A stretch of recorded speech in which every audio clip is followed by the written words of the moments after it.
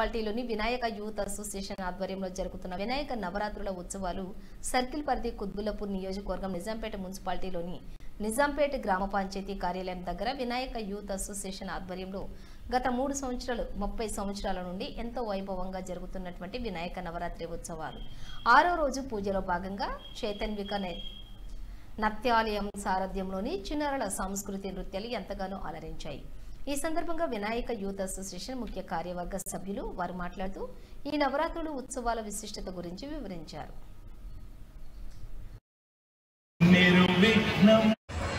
ఈ రోజు Vinayaka youth association ఆధ్వర్యంలో భరతనాట్యం ప్రోగ్రాం జరుగుతున్నది.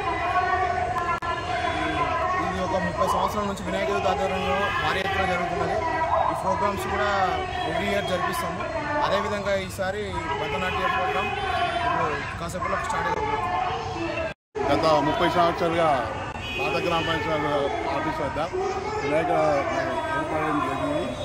ఈ ప్రోగ్రాం మరి ఈరోజు భరతనాట్య ప్రోగ్రాం పిల్లలు చిన్నారులు అందరూ చేసినందుకు వారికి వాళ్ళ ఫ్యామిలీ కుటుంబ సభ్యులు అందరికీ వినాయకుడు ఆశీస్సులు ఉండాలని కోరుకుంటున్నాను.